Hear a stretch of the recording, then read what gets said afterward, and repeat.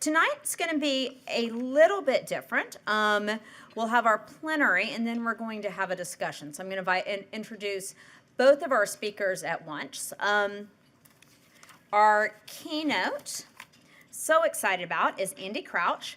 Andy is familiar to many of you through his extensive work. He's the partner for theology and culture at Praxis, a venture building ecosystems, awakening redemptive imagination.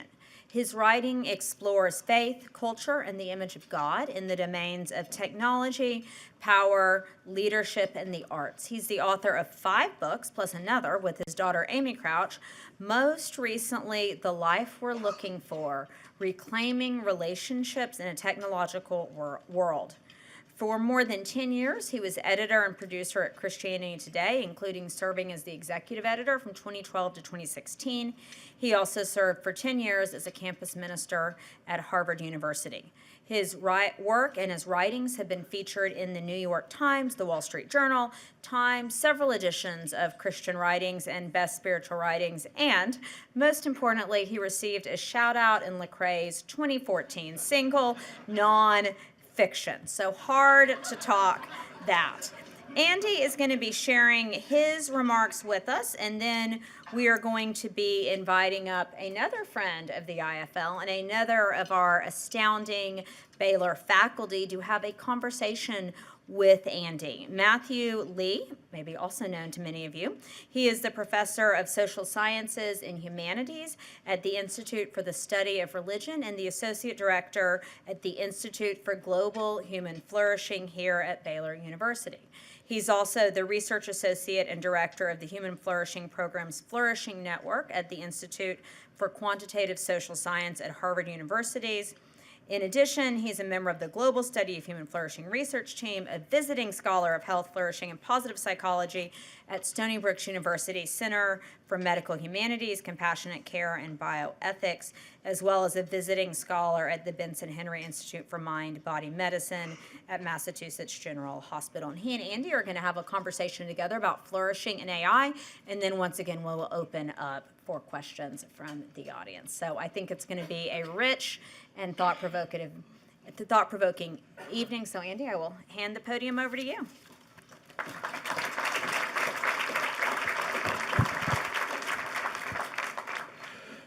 Well, I want to say how much I'm looking forward to the conversation with Matt, who I became friends with this past year when we got to be together. And I am so grateful for Elizabeth and all the thought that has gone into this event. I'm also very grateful that I think without anyone knowing, your 3 keynote addresses are given by me and 2 people that I would consider among our most treasured family friends. The only thing I wonder is whether they invited the wrong Crouch, because there is a Dr. Crouch. Fortunately, Elizabeth is well read into my bio and did not introduce me as Dr. Crouch, because there is only one Dr. Crouch in our house, and it's Dr. Catherine Crouch, professor of physics at Swarthmore.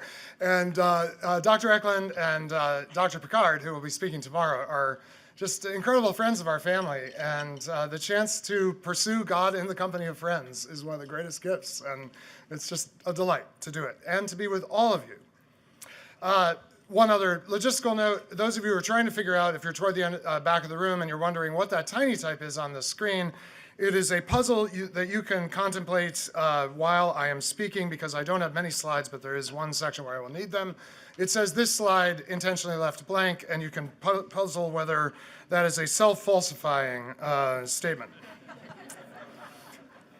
In the 20th century, one of the most important voices on the emerging technological world was a sometime Catholic priest named Ivan Illich, who spent much of his life in the Americas, though originally from Italy, writing a series of extremely provocative commentaries on the development of kind of the West and the modern world.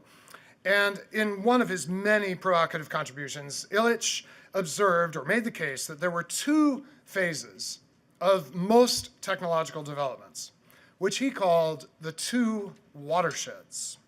In the first watershed of technology, humanity experiences productivity and genuine benefit as we unlock the secrets of some aspect of this complex, beautiful cosmos.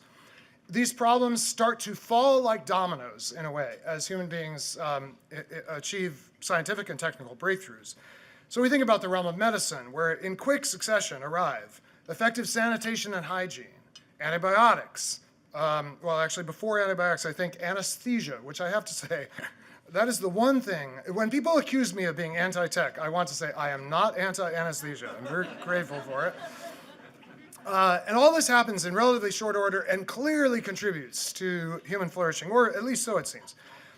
When we think about the provision of power to humanity and the way that this country, over a small number of decades, is largely electrified through even rural electrification. In this phase, the first watershed, jobs become available in all these amazing new fields. They are plentiful, they're rewarding, because you are supplying technical skill across a wide array of domains where clearly it's working. Then comes the second watershed, which Illich calls counterproductivity. And Illich argues that many technologies, as they are fully deployed and as the technology intensifies, it starts to create new and more difficult problems, even while the existing solutions it's provided are still present, potentially undermining the very good that it initially was designed to foster. Of all the things Illich trained his sights on, modern medicine, which I think is the number one reason people believe in technology, is the achievements of modern medicine. But Illich took aim over and over in his writings at the question of whether modern medicine had over-intensified its presence in people's lives, such that things like, for example, pregnancy, which would not have been considered by most human beings as a medical condition, becomes so medicalized that it must be experienced under the care of and supervision and surveillance of the medical establishment. And Illich argues, and you can agree or disagree, but you need to take his provocation, that it could be that very often that which begins as productive in the second watershed becomes counterproductive. We can think about the obvious ways for moving humans and other things through the world that cars, automobiles, were an improvement on horses. It's clear that they were an improvement in many measures. However, we also know perfectly well that the creation of the automobile and the reconfiguring of society around the automobile led to the creation of a car-dependent life that, among other things, excludes those who cannot afford a car and creates a new and less humane environment for everyone, as you will feel in your bones if you attempt to get to the in and out, the destination of all that is true and good, by walking under I-35. You will tremble, you will feel small before the rushing semis overhead. You will wonder if you will make it. You will wonder if it's worth it, though within and out the answer is always, it's worth it. Something has happened that when you are trying to make that natural, most natural human journey on foot is counterproductive to human flourishing. We solved multiple approximations, not just first approximations, solved the problem of toil in the advanced or developed world. Toil, the physical labor that costs so much of human bodies and does shorten human lifespans. But now we have metabolic syndrome, which is the first non-infectious pandemic in the history of humanity. The single leading cause of morbidity and mortality in advanced populations is the constellation of high blood pressure, high blood sugar, high cholesterol, and I'm forgetting one. You probably can fill in the blank. I didn't have it in my notes. A lot of things are high. And they're all high for me. I feel like I live a reasonably responsible life in my diet and my exercise.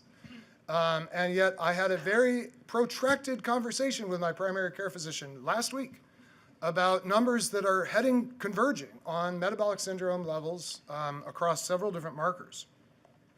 And I'm one of hundreds of millions of victims of this that is shortening lives and shortening the health span because of inactivity. You don't get metabolic syndrome without inactivity.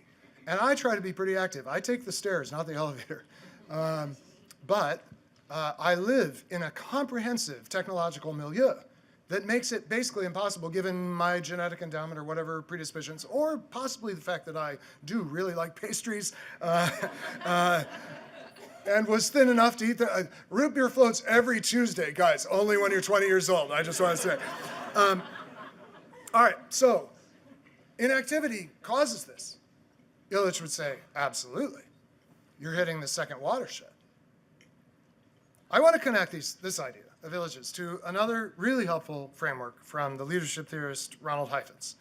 I am aware that Heifetz's work is broadly discussed in academia, and if you've ever been within a blast radius of Greg Jones, you've heard about it. So I am assuming a lot of people have been within that blast radius, and so I don't want to belabor this, but I know not everyone will have encountered the incredibly helpful typology that Heifetz and collaborators developed of what he broadly calls technical problems and adaptive challenges. And in work with a couple of collaborators, Heifetz in 2009 outlines these three kinds of problems. Type 1 problems. These are fully technical problems. In a type 1 problem, the problem is clear. We know what the problem is. The solution is also clear, known at least to experts. And all that has to happen is for the solution to be applied, and neither the expert nor the subject, the person who's experiencing the problem, let's say, needs to particularly learn or grow. A very clear example of this in our modern window of time in which antibiotics are effective against a broad spectrum of pathogens is you go to the doctor with some kind of infection, and the doctor says, oh, this is a bacterial infection. Take this course of amoxicillin or whatever broad spectrum antibiotic they may be prescribing these days, and in 2 weeks, I promise you'll be better. So wonderful, thank you, doc. That's exactly what I wanted to hear. I've got a problem, you've got a solution. I just take a pill, do that, I don't know, once or twice a day, and bang, it's done. So this is a type 1 problem. Clear problem, we know the solution, no real learning or growth, all right? Type 2 is a problem where the problem is actually clear, and the solution is known, especially to experts, but the subject needs to learn or grow for the solution to be implemented. So in my consultation with my primary care physician, one of my issues is I'm diagnosed with essential hypertension, so high blood pressure. And my physician says, well, there is one really great intervention for this. It's called the DASH diet.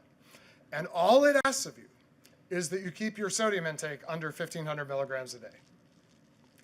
And as far as he's concerned, this is a well-established scientific finding. We all know how this works, widely validated. The only problem is, have you ever looked at how much sodium is in a mushroom risotto served at Baylor University, okay?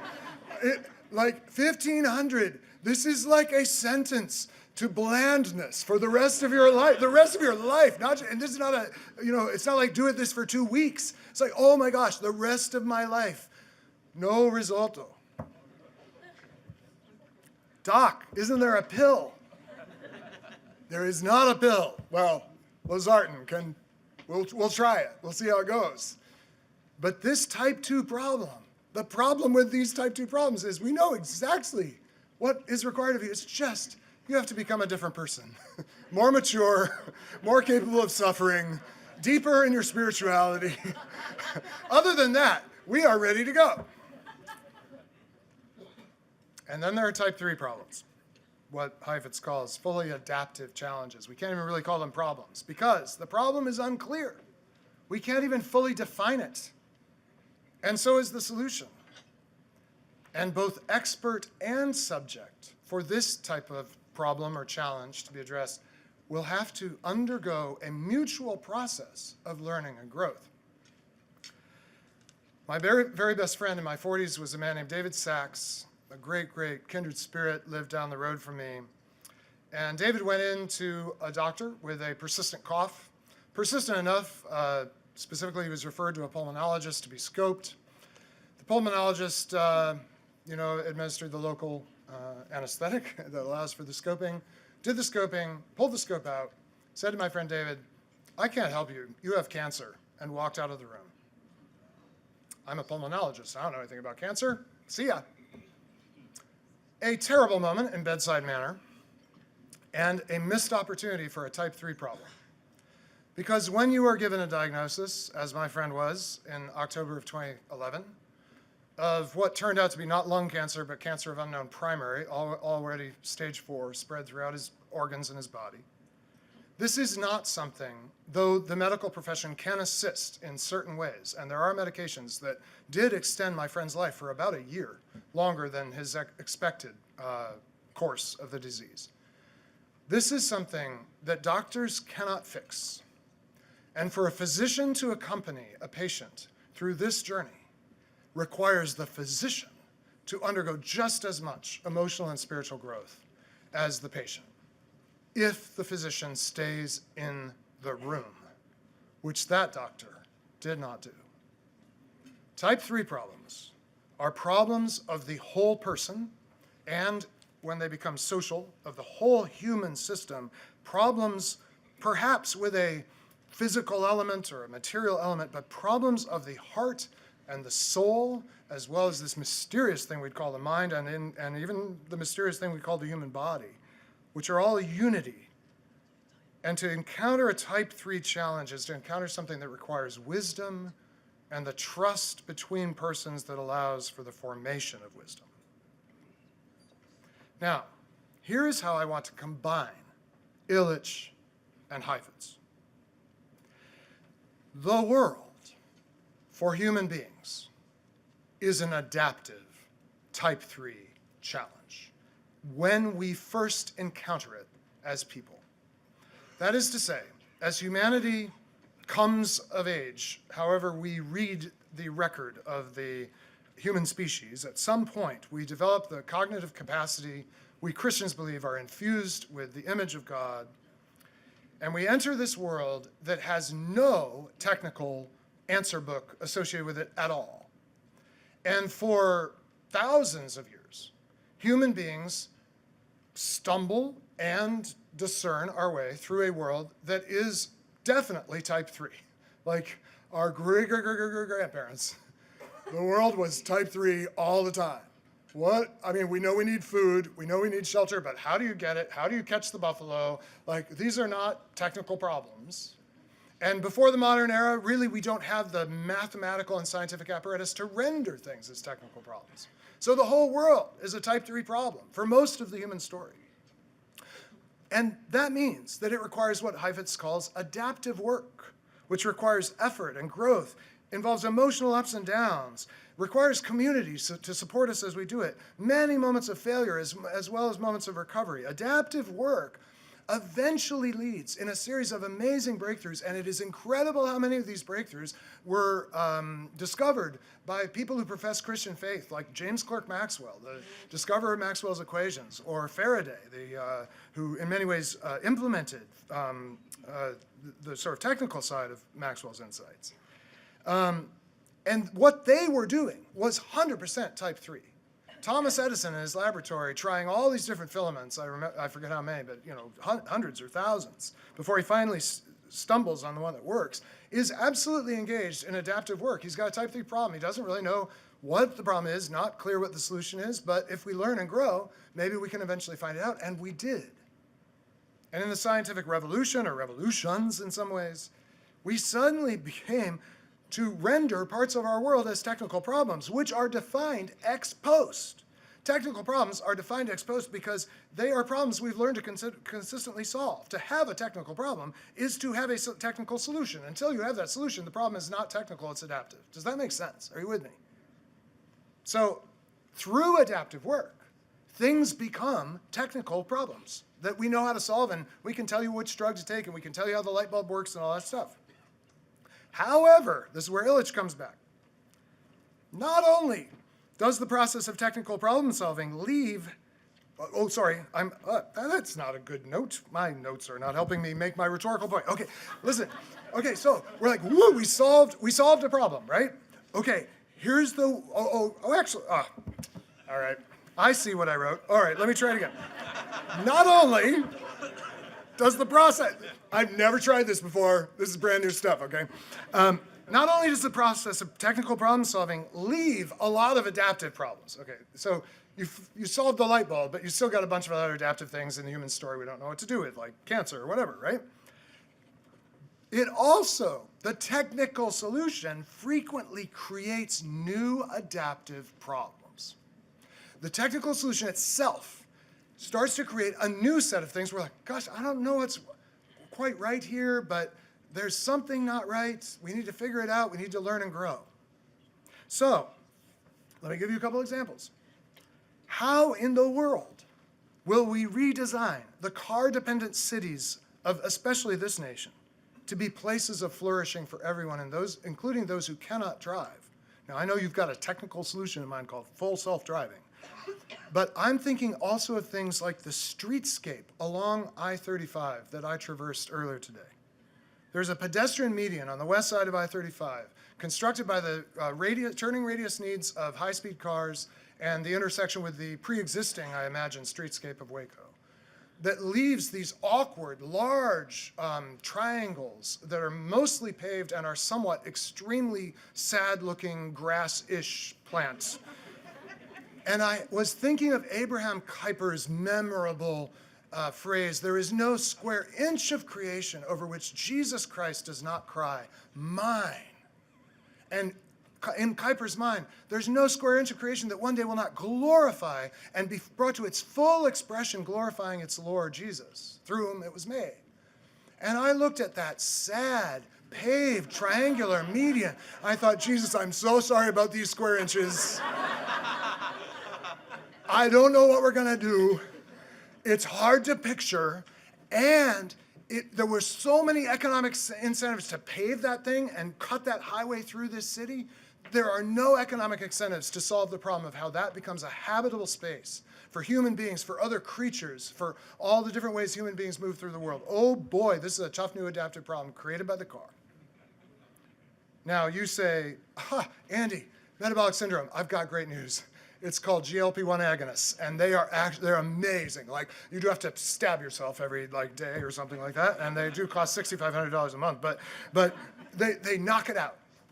Maybe they will, but it's not proven yet for metabolic syndrome. But maybe GLP-1s are crazy what they do for people, and I am all for it in the right therapeutic context. I promise you, if we do, in fact, eliminate or greatly reduce the prevalence of metabolic syndrome with GLP-1 agonists, I promise you, 50 years from now, someone's going to be standing here talking about the unexpected adaptive challenges that came from GLP-1s. And the deepest adaptive challenge is the one created by the success of technical thinking, which is that we develop the fantasy that all challenges are technical, and therefore we can solve our way out of the human condition. Now, up to this point, I am hoping that most of this is plausible to you, because I think you've all felt that even the most beneficial technical solution creates at least some new issues you have to wrestle with. Elaine shared a rather vivid dislike of email last night. I actually kind of I like email better than texting. Please text me rather than emailing me. Andy at praxis.co. We couldn't afford the M. Please email me. Please don't text me. But anyway, I know the problem with email, which is that even now, for many of us in the room, it is drifting like newly fallen snow into your inbox as we sit here, just gently accumulating. As I speak, ding, ding, ding. Maybe you can feel it in your left pocket. Benedict Evans defines email as a to-do list that anyone in the world can edit, which is very alarming. Don't we know that this technical solution to how do we communicate efficiently and quickly has created all kinds of new adaptive challenges where it's not even clear how to get out from us. I will not say who it is, but someone at my table who might have been sitting on my left apparently has 3,997 emails. So if three of you would please send an email to matthew.lee.anderson@baylor.edu, we can get of around 4,000. Nonetheless, there are periods where technical problem solving seems to outrun the adaptive problems. And let me give you a little chart here, just to give you kind of a visualization of this. T3 being type 3 problems. That's the whole world starts as T3 on the left. But over time, we get a bunch of T1 successes. Now this problem's technical. Now this problem's technical. Now we always know down here at the bottom, there's always a residue, right? But what if it looks a little more like this? So yes, every individual technical solution has solved some real thing, but it has led to a consequent T3 that we didn't have before. So then everything starts to hinge on which one is growing faster. Like, what is the relationship in the rate of change of type 1 problems with the rate of change of type 3 problems? Because if we're solving all these technical problems, awesome, but if we're creating more adaptive problems, and if we're creating more adaptive problems than we are solving technical problems, we have a problem. Thank you. No, it's not. It's a challenge, adaptive challenge. It's not a technical problem. So let me give you a typology here. If your rate of change of T1 is greater than your rate of change of T3, at least in how you experience it, how you kind of feel the world is going, you're like, woo, progress. We're solving stuff, people. Like, we're getting ahead of this adaptive thing that is to be human beings. So I think this was how the 20th century felt, a lot of it. And we listen, if you ever listen to these film strips from the 1950s, they explain science to like third graders. It's this stentorian man explaining the power of zinc or whatever. You know, it's like incredible, like stentorian confidence that we are solving the world through the power of zinc. Now, suppose you had a much greater rate of technical problem solution compared to adaptive. So it's growing much faster. I actually think this is our dream of utopia.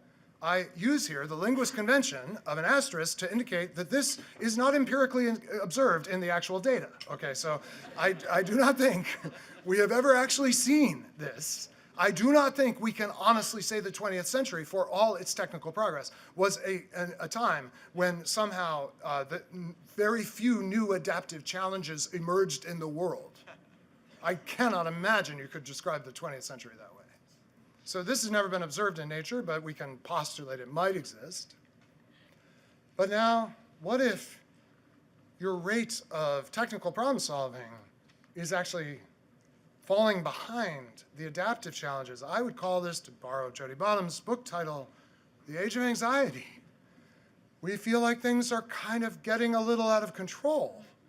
We're not sure that this technical thing is actually generating more health. This is also obviously referenced by Jonathan Haidt and collaborators in his book, The Anxious Generation. Could it be that even as we've had all these successes, they are real successes, it's just that there's real adaptive problems, challenges that have been raised, and it could be that more have been raised than have been solved. I want us to explore a scenario for much of the rest of my time, before I get to, I do have some truly, you will decide if they're truly constructive, but I intend them as constructive proposals. I want us to explore a scenario where we reach the ultimate second watershed. A scenario where, in every way, while and as it advances, technology becomes, in Illich's terms, counterproductive, in Heifetz's terms, the source of an incredible number of type 3 problems. In this scenario, every technical skill for which we currently train people, including at universities like this one, and everything we could train people for, becomes obsolete because we have created very powerful predictive systems. We've worked very hard to build them. A lot of adaptive work has been done. And these powerful technical systems, or amalgamated into a single system, achieve a kind of takeoff such that human beings are not really needed, and definitely not employed, to provide the technical skills that the world needs. You could call this the end of STEM, because all of STEM can be done by this amazing technical system. Most every job category in this scenario is taken over by the apex achievement of the technical world, a system that excels at prediction and has absorbed and mastered every economically relevant human skill. Now, in one sense, in this scenario, a host of challenges have been rendered as technical problems, and solved ones by definition. But what if, in this scenario, for all the increasing pace of technical problem solving, the adaptive challenges increase even more rapidly? Before I give you my name for this, I want to say I feel like we are underrating this scenario in our conversations. Not because I am sure that modern AI or LLMs or whatever follows, because LLMs are not the end of the line of the development of generative kind of capacities. I've heard things at this conference and others, and I understand why we say it, that students need to be taught to be prompt engineers, to write good prompts for AI. You need to know that the most generalizable way to write a good prompt for an AI today is to ask the AI itself to write an excellent prompt on the subject. Students do not need to be taught this. We will quickly build that capability in. So we have these kind of intermediate scenarios that may come true. I am not an AI maximalist, but I think we are not taking seriously enough the potential of a quite different thing that I want to call the adaptive singularity. The adaptive singularity where, yes, and I want to be very clear, this delta T1 on the left is not 0 or negative in this scenario. It continues to be even accelerating. It can increase for all if you wish. It's just that it is greatly less than the adaptive problems introduced into the world as technology achieves takeoff.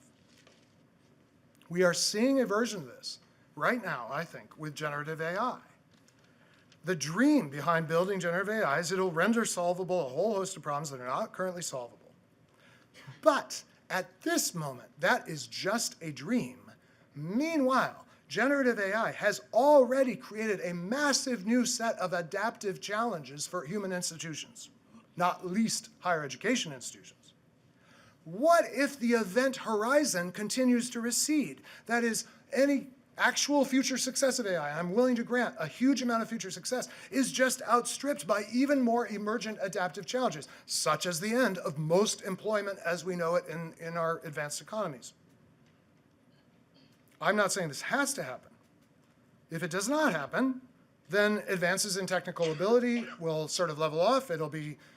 Which team are you on? Team exponential, which just keeps going to the moon, or are you on team logistic, which looks exponential for a while, but then levels off?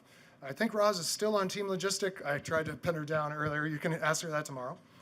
And I'm probably on team logistic, and if so, then we'll have some time for the adaptive work we need to do to incorporate these wonderful new capabilities into our society. But it could also be that the type 3 frontier keeps expanding because, and this is a crucial point, LLMs, or whatever our overlords are ultimately called, cannot solve type 3 problems because type 3 problems definitionally require something of us, not just the expert. Do you see why? No matter, the LLM may say, oh, that's not a type 3 problem. I know how it works. But it's a type 2 problem. And then we still have to change. And the LLMs can't change for us, even if they can tell us what to do. Get under 15 milligrams of sodium already. We have to change. And type 3 problems, if those continue to exist, if the whole world cannot be made technical, even for experts, it's hardly clear that LLMs can actually grow and change. They are not persons. They do not feel the burden of responsibility or failure. They just kind of adjust their weights a little bit. But unless you have a completely reductive understanding of the human person, type 3 problems are definitionally human, always human, no matter what expert systems are also present. I believe that the passing of the first watershed is actually a huge opportunity for human beings, especially for the young, those who are just starting on the journey of becoming who they will be, because they have the flexibility to design a life that does not depend on technical skill on the first watershed. They can design a life that can withstand even the arrival of a technology that would replace every job that currently exists. And I believe that life will actually be a better life with better consequences for the world than the lives we have urged people to build when we needed lots of technical skill. Let me explain for a few moments how I see this happening. I have a pretty technical problem, which is I should take some water. You know what? Take 2 minutes, turn to one person next to you, and just say, if you could ask a question right now, what would it be? Go ahead.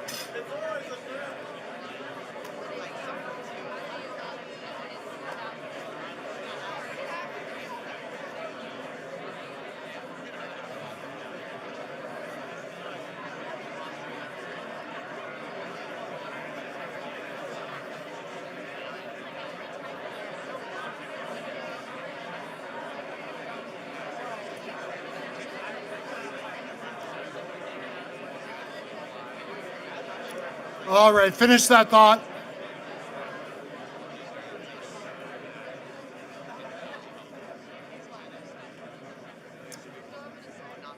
Thank you. Okay, just to calibrate energy, I'm taking slightly more time than Elizabeth allowed me. I have 15 minutes to go. Is that bearable? Okay. Elizabeth gave me a thumbs up. No one else did, but Elizabeth did. There's only one thumb that matters in this room. All right. So how could a life designed for the second watershed be better than a life for the first? And what would be the shape of that life?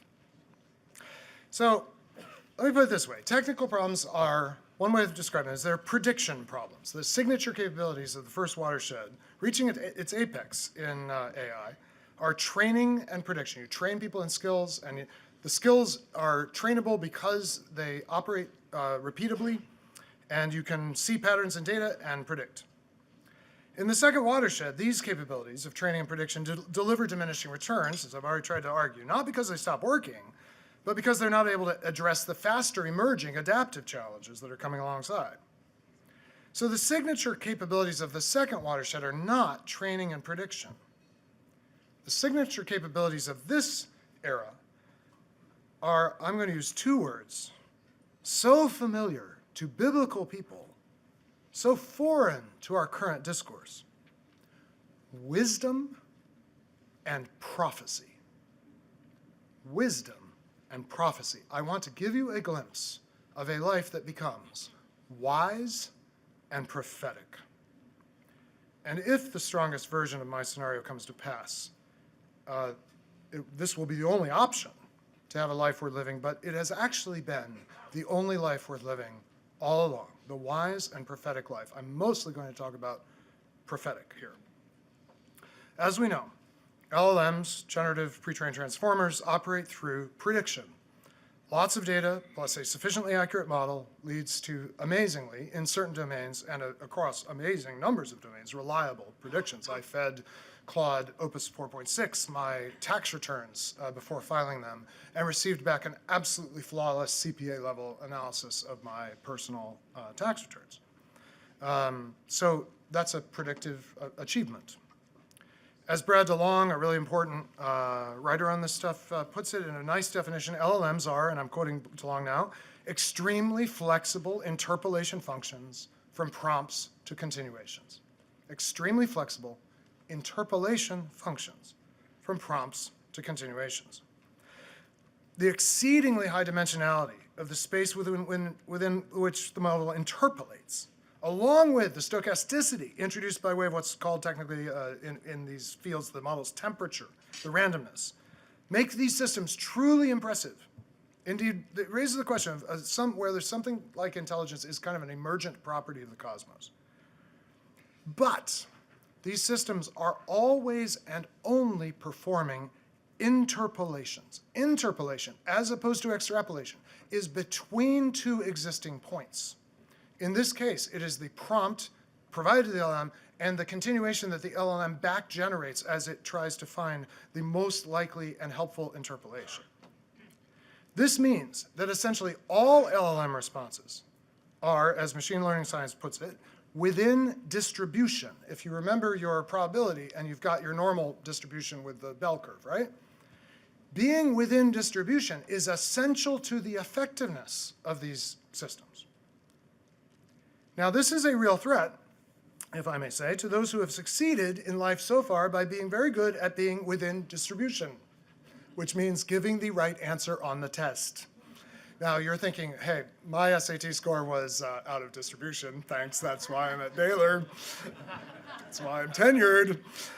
And I say, yes, your score was out of distribution, but that was actually a measure of your ability to give over and over the expected answer, also known as the right answer, to a question. You are a very capable, all you people, a very capable interpolation function between SAT questions and SAT answers, between adult expectations and student responses.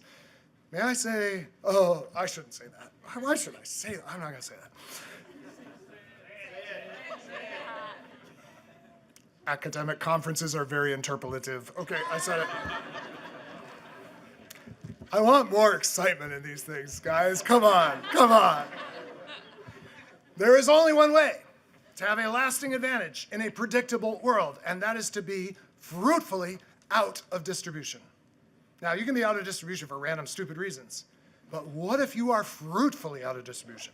And you are, because you are the result. I know you. There's no way you know what the next words are. You are the result of sexual reproduction. 2 completely sequenceable, specifiable, finite sequences of DNA were combined at your conception. The interaction between those 2 sequences produced not just certain traits that could be reasonably predicted by the laws of genetics, but a person with some traits that are categorically unpredictable based on the input data. Any parent with 2 or more children can attest to this. Anyone who's taken care of 2 kittens from the same litter can attest to this. Life just does fruitfully out of distribution things. And no form of life does more fruitfully out of distribution things than persons. As you grew, your parents marveled and tore their hair out at the way you did not match their expectations, did not stay within the bounds of the reasonable, acquired interest in things they had never been interested in a lifetime, and abilities they never had themselves. You were fruitfully out of distribution, at least as a child, until you started redirecting all your efforts to produce continuations to SAT prompts, and athletic continuations to societal prompts, and extracurricular continuations to societal prompts, and essay continuations to college application prompts. Fortunately, it is not too late. You can reclaim your unpredictability. In fact, you can develop it. Unpredictability can become a defining characteristic, and a university education can be one of the best places to develop that defining characteristic. The out-of-distribution life characterizes the most transformational people in history. Above all, the most transformational person. Israel had a model for Messiah. They had a model. They had a data set. Several hundred years of kings had given examples of good kings, bad kings, just kings, unjust kings. They had a model above all, David on his best days, and a data set of when kings delivered Israel and when kings doomed Israel. They also had, of course, the prophetic scriptures that foretold the Messiah and the shape of his kingdom, and the psalms that sang of restoration for Israel after exile. They had a rich set of data and a truly beautiful model. And then came Jesus, who was totally out of distribution of what was expected, even though he was crucified and raised according to the scriptures, as we confess. He was and is always, in the strictest sense, unpredictable. There is one time, when Jesus says the expected thing in his entire ministry in response to a prompt. Most of the time, people, who is my neighbor? He's like, let me tell you a story. He answers with questions, he answers with stories you didn't expect. There's one time when he says the thing that is expected. I'm very tempted not to tell you, but it sort of comes into what I want to say next. When he's asked what is the greatest commandment, he actually says what every rabbi then and now would say. The greatest commandment is this: Hear, O Israel, the Lord is one, the Lord alone. You shall love the Lord your God with all your heart and all your soul and all your mind and all your strength. And at that point, Jesus has gone off script because the Hebrew has 3 terms, and in 2 of the 4 Gospels, when he answers the question, he uses 4. He adds mind for some reason. I don't know why. That's Jesus. Even when reciting these texts that every faithful Jew today wakes up and recites in the morning, knows by heart, backwards, forwards, he puts in an extra term like, oh yeah, also your mind, make sure you do that. It's like, thank you, Jesus. Oh, and the second, you asked about this, the greatest, right? The second is like it, love your neighbor as yourself, which no rabbi really put those two together before him. If you've been rescued and remade in the image of Jesus Christ, you will become like him. He who was categorically the least predictable person who ever lived. What are the implications in my last, let's generously say 5 minutes, for education? Well, first, let me just observe, because there are many educators in the room as well as educatees, this has suddenly become a type 3 problem. We were so used to education being a type 2 problem. The professors knows what you need to do, but you, student, need to learn and grow. Don't you want to learn and grow? Why don't you want to learn and grow? Come on, it'll be good for you. Like, do your homework, right? And suddenly it's a type 3 problem where none of us understand the contours of the problem, where the professors who have been used to being the expert who gives you your type 2 assignment under 1,500 milligrams by next week, please, just as much needs to grow as the student. We're all in this together. Here we go. It's going to be an adventure. It's like all of humanity until 100 years ago. Where are we going? What's the best way to do it? Socrates just asked a lot of questions. Education will become a place for those who thrive on type 3 problems, who are not afraid of them. Those who refuse to bring a forklift to the gym. Education will become a place where we realize that technical efficiency is not an asset when what is required is growth, because growth comes from rupture and repair. Love the Lord your God with all your strength. What does allness of strength come from? The literal rupture and repair of muscle fibers through progressive overload. Where does allness of heart come from? How do you become someone who loves with all your heart? By having your heart broken. That's the only way to become someone who lives with allness of heart. Where does allness of mind come from? Not from understanding, but from not understanding. Our minds are developed when we do not understand. So one of the most powerful intellectual disciplines is sitting with not understanding a difficult text or problem without consulting Google, let alone a GPT. And allness of soul comes from lament and doubt and crying out to God from the depths, things we all must do together, in which professors have neither an edge nor a possibility of evading this task. Education will be a place where we do these things. Education will help us develop disciplines in place of habits. Habits are repeated patterns of behavior that make you more predictable. My mornings are extremely predictable. I get up and I make tea every single day with milk. But disciplines are repeated patterns of behavior that make you fruitfully out of distribution and unpredictable. Habits make you predictable.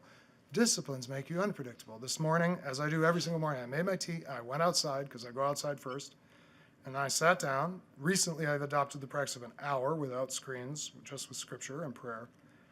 And what that can do in my life, if I will let it, is make me even more unpredictable than I am now, which you might find alarming. Education will become about finding the adaptive problem behind every technical problem. I tried to pick the most technical disciplines. Is accounting merely technical? Is it just a set of rules you need to learn, generally accepted principles? Absolutely not. Accounting is about telling the truth about assets and liabilities. And your first encounter with a real human corporation, you will realize that is a profound adaptive question, even though we do have principles to guide us as we confront it. But accounting is fundamentally about trustworthiness itself and the perpetual tendency of human beings to make up things to themselves and others, to try to shade off the difficulty that they're in. And accountants have the incredible adaptive work of helping an organization stay truthful to itself. Is dentistry, I tried to think of another one. Dentistry, I mean, come on, dentistry. Come on, surely this is a technical thing. We'll have dental robots soon, right? No. The human mouth is an unbelievably complex organic system, and there is an incredibly complex social reality around dental care. How do you become the kind of person who actually motivates your patients to floss every day? How do you become that kind of person? I could multiply examples. I think you get the idea. This will lead us to wisdom. This way will lead us to wisdom, which comes from unknowing. If you will permit me the last refuge of every Christian speaker scoundrel, I will have a Lord of the Rings reference. I will take the ring, he said, though I do not know the way. Take responsibility for the adaptive and unsolvable problem. Refuse to consult the in-distribution answer. Take some friends, do it in fellowship. Tackle something big together that you do not know the way for. You'll say, I just wanted a good job. Can you promise me a good job? I cannot promise you a good job. I'm speaking to faculty as much as students. I can't promise anyone a good job. I can tell you this, foxes have holes and birds have nests, but the Son of Man has nowhere to lay his head. If you have a place to lay your head, you're ahead of the Son of Man. And I can tell you this, become the kind of person who brings wisdom and prophetic insight to adapt to problems, and you will have worthwhile work to do your whole life. You will have fruitful relationships. You will have a worthwhile life, whatever your paid job or in the absence of a paid job. One of the people I've met who I am surest at all these things, I met in her tiny hut with a dirt floor in the slum called Kibera in the city of Nairobi.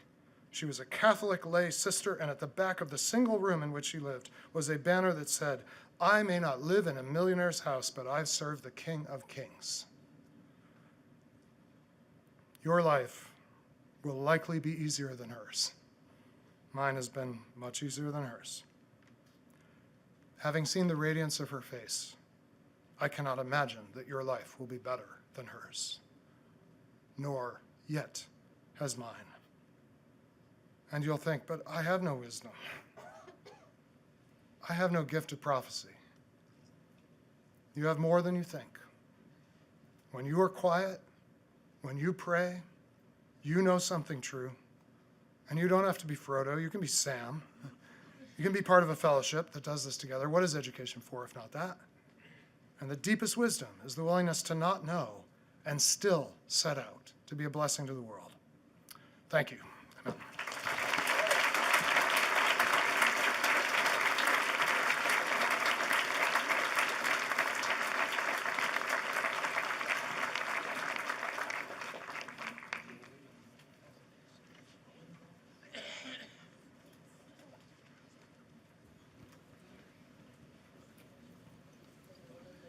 All right, well, you sure you don't want Dr. Pepper float after that? I think you need some more sugar.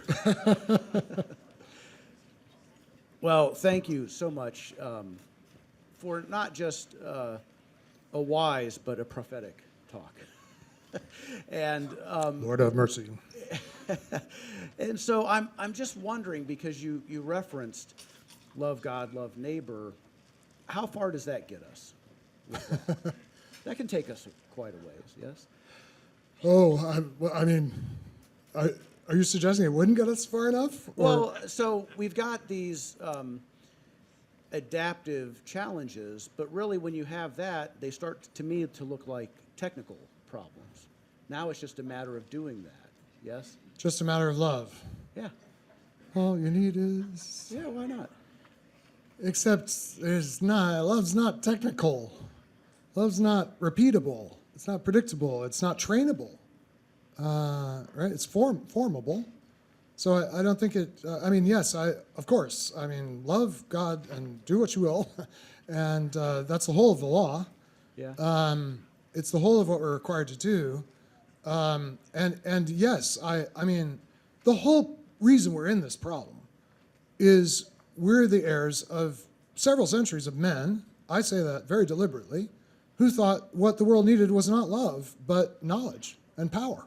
Right. And Francis Bacon is like, if we can only put nature on a rack and learn her secrets, we'll relieve the human estate. He has very minimal dreams. I don't want to caricature Francis Bacon. I'm not an expert on him, but the legacy of him is not the supreme call to human beings is to love. It's to rule. Right. That's why I posed the question Rule the the way I world. did. Yes. So yes, if our criteria for technology were does this help me love with heart, soul, mind, and strength?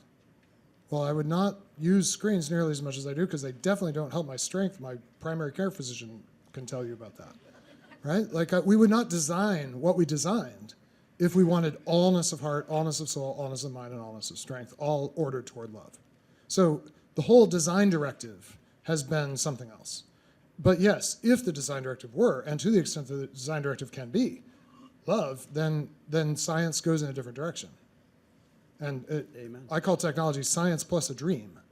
We know how the world, we know some things about the world, but what dream do we apply to? If we applied it to the greatest commandment, we would have a very different technium around us, and we'd have a different story. Okay, so why not that? Why not? Let's Call get for going. that. Yeah. Let's get going. Absolutely. Let's redesign. And I actually think this is the, so we at Praxis, it might be helpful to say, wrote a thing called a redemptive thesis for artificial intelligence. We are not anti-AI. We have a bunch of builders in our community running companies, building. And our basic idea is the unique flexibility of modern AI actually gives us the chance to undo some of the bad decisions we made with previous waves of technology, make it more relationally aware, make it more flexible in user interfaces, not have to be by a screen. There's a lot of design possibilities if we would design in accordance with love. Yeah. So, how do you understand and define love? Jeez, what? I mean, I told you I was going to interrogate you. Here this we are. is very difficult. Out of love, out of great love for you and for all humanity. I mean, it's regard for the other above oneself. It's eccentric, to use a wonderful phrase. Several philosophers and theologians have been unpacking recently. It's eccentric in the sense. So eccentric meaning I'm not living out of the center of me. My own center is elsewhere, above all in God. So it's reconnecting myself to the reality of God, and then in the human plane. Just to throw in another way of thinking about it, one of the teachers of the spiritual life who really shaped me, a woman named Leanne Payne, long since passed, said, she was quoting someone else, but I heard it from her, we either contemplate or we exploit. We either contemplate or we exploit. So we sit down here, I've just done this kind of energy demanding thing. People clapped, I'm the keynote speaker. Everything in my natural centric self is like, me. How did I do? What's Matt's gonna ask me? My whole job sitting down here is to care more about you than about me. Now, how well am I doing that? Not terribly well, but not as bad as I would have 20 years ago. Like I'm growing, right? I'm getting eccentric in my ability to like be so glad you're here. And know that even though, we know what a Q&A is, it's kind of elucidate things, but trusting that your being here is going to make this better for everybody. That's a little example of it. No, I think that's beautiful, and I appreciate that you cared enough to take it seriously when I was pushing a little bit there. And some years ago, I did an interview with someone, and I said the purpose of this project is the Great Commandment, love God, love neighbor, that kind of thing. And he said, "Oh, that's interesting. Keep reading your Bible. There's a new commandment Yeah. to love as you've been loved." Yeah. That changes it, right? So there's a bunch actually. So as I love you, love one another, but then there's also love your enemies, right? Love it. So there's all this kind of cascade of loves. Yeah. Sorry, I don't mean to. cut you off. So how have we been loved? By Jesus. Yes. And then the question he was really posing is, have you been fully open to that love? Because if you have, then all things get a lot easier. Even bearing a great deal of suffering gets a lot easier. Yes. So how have you been open to receiving that love so that you can love as you've been loved? As the Father, yeah, wow. I mean, there's a reason the most consequential human life in its public phase begins with, "You are my son, the beloved. With you I am well pleased." I mean, this is, so this is the thing. Another way of reading technology is an attempt to escape the consequences of the fall. So the fall gave us toil, the fall gave us alienation from one another, all these things. And you can think of technology as this sort of human quest to kind of get out from under that, but not by returning to the love of God, but instead by achieving, And of course, I think the technology's given us all sorts of great things, but to the extent it has not been prompted by, or not been surrounded by just confidence that we are beloved, it's not going so well, is it?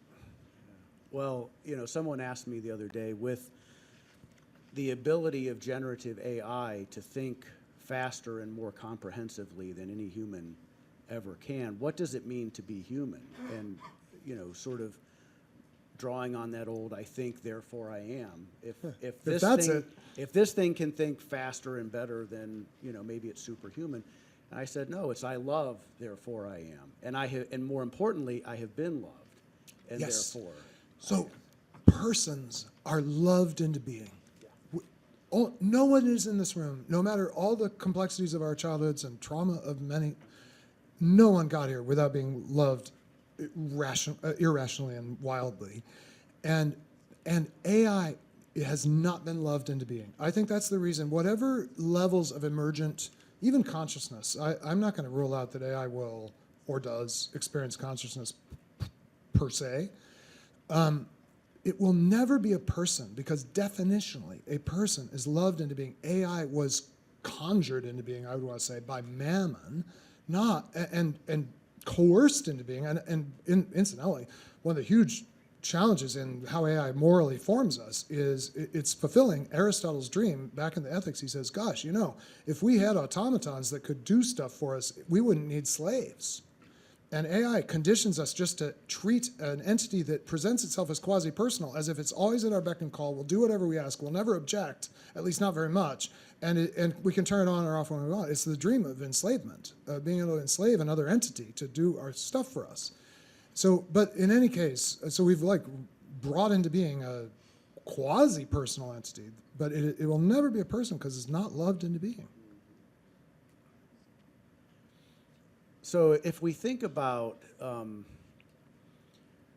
facing the challenges that AI, the ripple effects of transforming a lot of work so that humans aren't needed, part of the response to that is, well, a lot of those jobs are pretty lousy anyway. We're better off without them.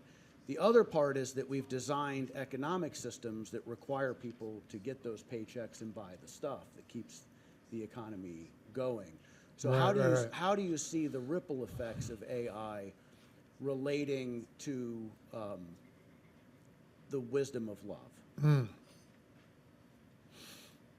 Ooh, boy, you keep asking I really threw broad a questions. curveball there. I was Okay. outside of the distribution. You were. I was Every right in human there, being. and then I went outside. shoot. You see how I did that? Okay. Well, let me pull on your first two threads first, and then you ask again if I miss I won't the more remember. important thing. Okay, so lousy jobs. First of all, they were not always so lousy. Is the job of a DoorDash, I work in New York, so I think of the guys on the motorcycles with their big mittens for the New York winters on their, well, they're e-bikes technically. They are really motorcycles. They go at that speed, but under the law, we shall call them bicycles. And I think of those guys delivering DoorDash compared to a gentleman who might have delivered, let's say, milk back when milk was delivered 100 years ago.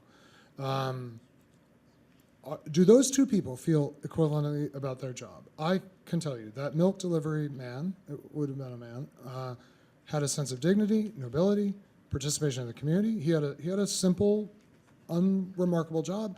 I guarantee he had more dignity than is afforded a DoorDash driver. So the lousy jobs are not perpetually lousy. They are lousy in a certain social configuration that is driven by automation.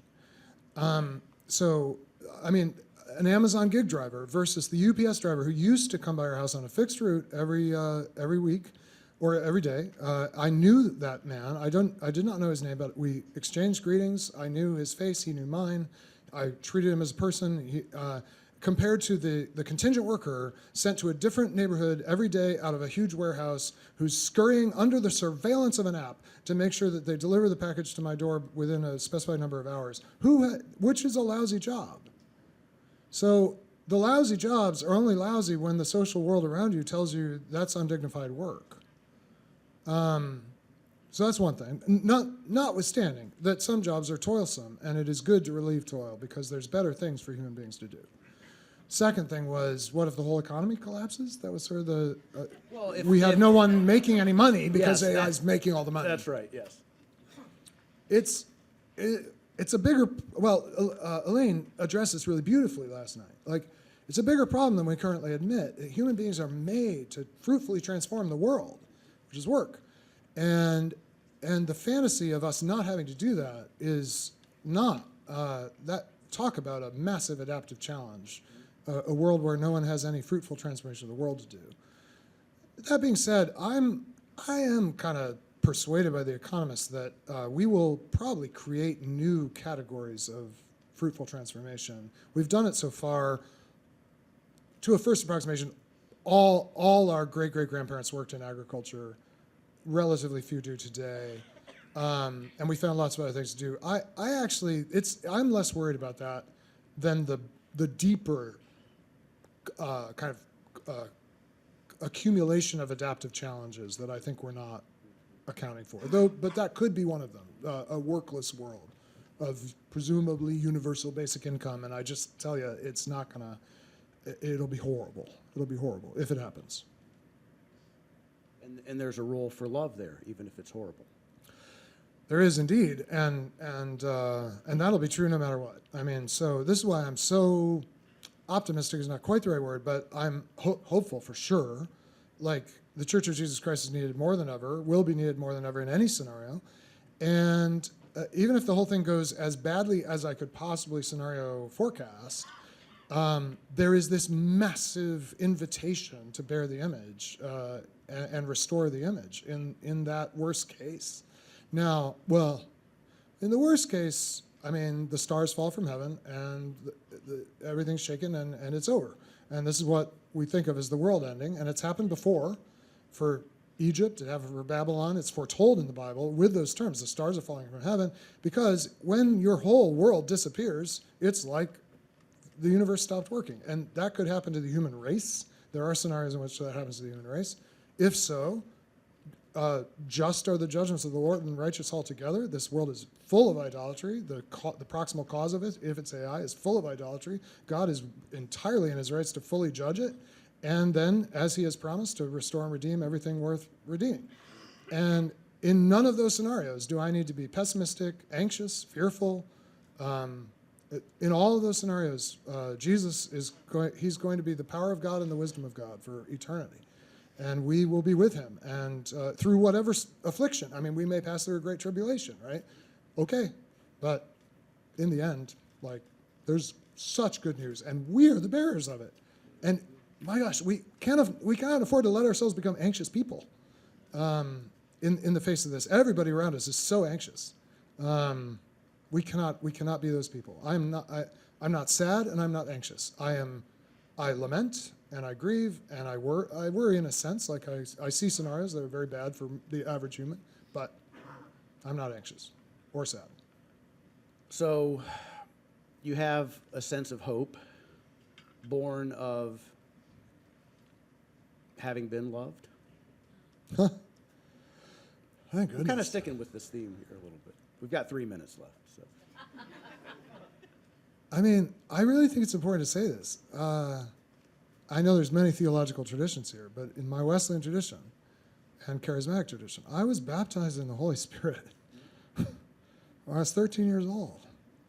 And let me change that. I think I came to faith at 13. That is definitely true. I think actually the baptism of the Holy Spirit came a little later.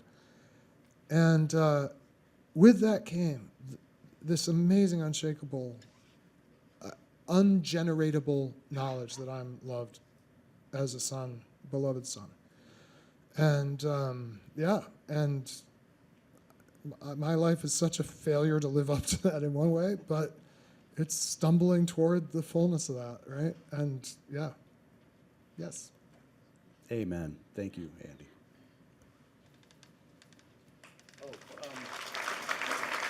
I don't know what we're supposed to do. So we have how much for question? Three questions. All right, I can walk around with a microphone. We've got mics going around. Okay, mics are going around. So Yes, there's one right there. One, I was surprised the reference to being out of domain as sexual reproduction rather than like the Holy Spirit or tapping into something transcendent. And I was Also those. I was also curious if you saw that, there is a risk that AI could show out of domain creativity, and like how AlphaGo was able to come up with moves that Yes. Yes, defy interesting. human understanding, Yeah, and yeah, yeah. super strategies that are beyond our creativity. Yeah, that's very good. I think AI does already and will presumably more and more exhibit very interesting novel pattern finding, pattern matching, or possibility space exploration. Games are tricky because they are by definition extremely limited domains. They even Go, as complex a game as it is still specifiable in a way that even DNA is not, as best I understand it, certainly in a way that the human mind is not. So will they will do things that we find interestingly novel and usefully novel, I presume. However, I should think about that a little bit, but I also think they will not prophesy. The prophetic in human history it's not even the domain of just people, full stop. It is persons who have been overtaken by the spirit of the world's creator, who is truly like the source of the distribution and beyond it, and who breathes into human beings. Joel too, right? You're young, you're old, men, women, young women, your maidservants, as God chooses, breathes in this ability to actually speak a truer truth than you're ever going to get from the data. I don't think AI will ever have that capability, but it will probably do some things that are kind of cool and novel. I agree with that, and I don't mean to trivialize what you said. It will genuinely find navigation through possibility space that human beings would never have found. But whether that we'll ever think it's prophetic, I would say I'd bet on no. Yeah.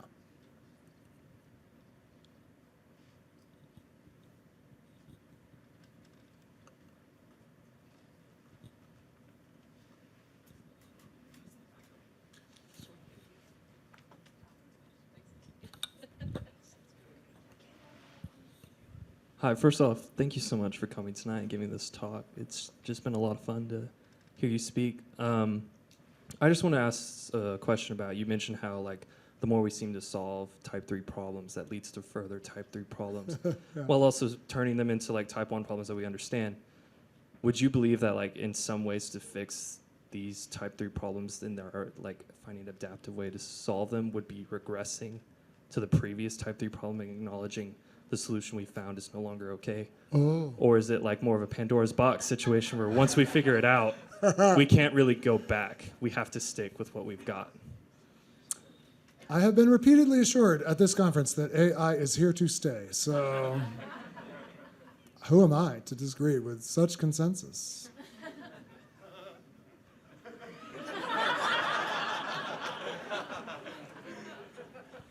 That's unfair. I should give you a real response.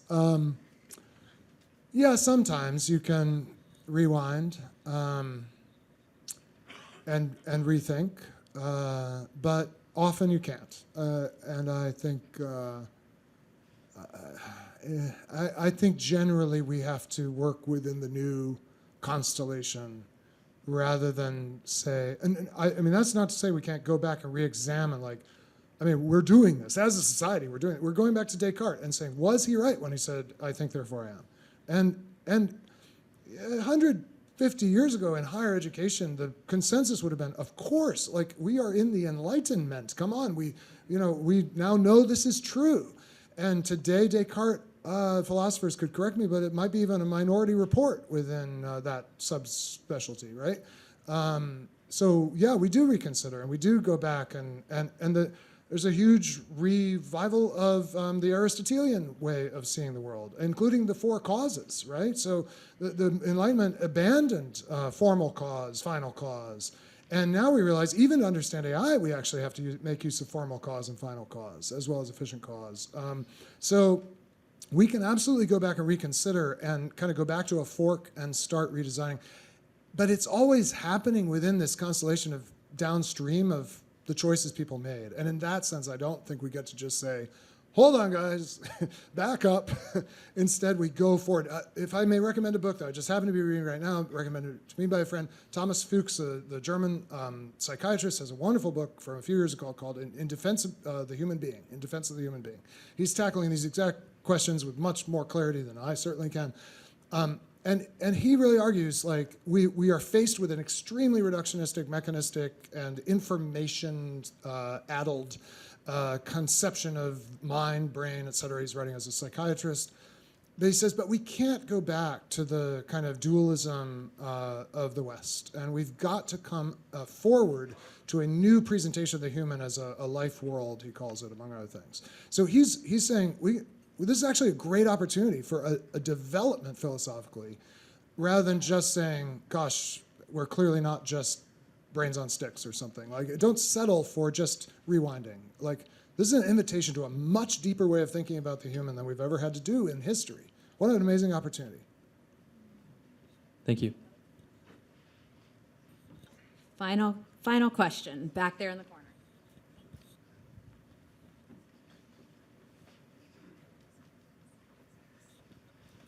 Again, thank you. Amazing conversations. And I guess I always like to stir things up. And the theologian Peter Kreeft has this comment that the line to hell is all these people singing Frank Sinatra's song, I Did It My Way.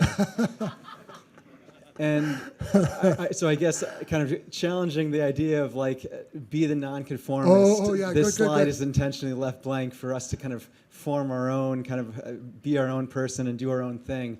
I guess how can you just reconcile, and then all the scripture talking about conform your mind to the mind of Christ, and this kind of sense of conformity. So yeah, it's how do you wrestle with that dialectic? Oh, beautiful question. So important. Absolutely.